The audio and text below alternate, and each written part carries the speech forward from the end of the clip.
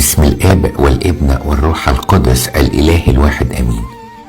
تالت حاجة عاوز أتكلم عليها معاكم، خلت مريم المجدلية تغلب خوف الشمس اللي لسه ما طلعتش وتروح لغاية القبر ماشية أكتر من مرة، تقريبا 5 مرات. هو حاجة اسمها طاقة الحب.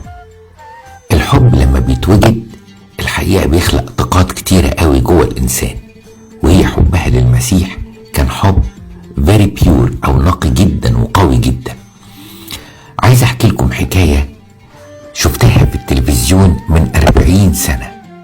كان بيجيبوا حاجة كده في التلفزيون في برنامج اسمها That's Incredible، أو شيء غير قابل للتصديق، يعني زي معجزات بتحصل كده أو أحداث بتحصل، وبعد ما بتحصل ويتأكدوا منها يعيدوا تمثيلها بممثلين معينين، وبعدين يقابلوا أصحاب القصة الحقيقية.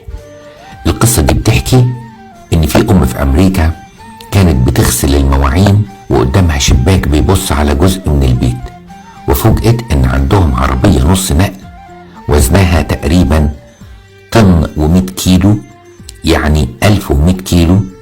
العربية دي اتدحرجت لأن الفرامل بتاعتها كانت سايبة، وابنها اللي عنده 4 سنين بيلعب على الأرض، فالعربية وقفت على رجليه وهو قاعد على الأرض، يعني رجعت ووقفت على رجليه.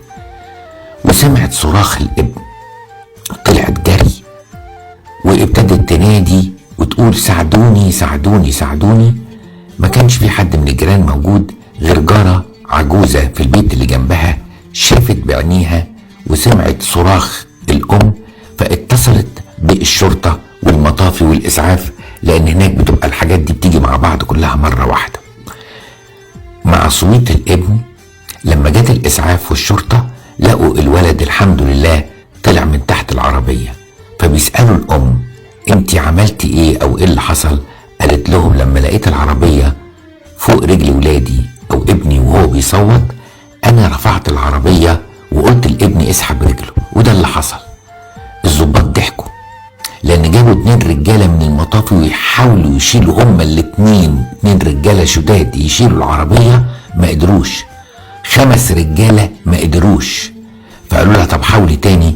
طبعا الست حاولت، ما حركتش العربية ملي، فقالوا لها احنا مش قادرين نصدق.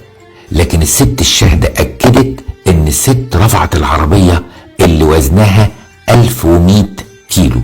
علشان كده قالوا That's incredible، أو قالوا بالصورة تانية شيء مستحيل إنه يحصل. هي دي طاقة الحب. ربنا بيسند الإنسان اللي بيحب ويديله طاقة فوق طاقته أكتر من 100 ضعف. أهو ده اللي كان جوه مريم المجدلية وخلاها تهزم الخوف وتهزم الضلمة وتهزم الكلاب اللي في الطريق بتهوي أو حتى الديابة، وراحت لغاية المكان اللي كان فيه رب المجد مدفون. يا رب ادينا ان احنا نحبك، ساعتها هنقدر نغلب مخاوف كتير جوانا. اقول لكم ايه؟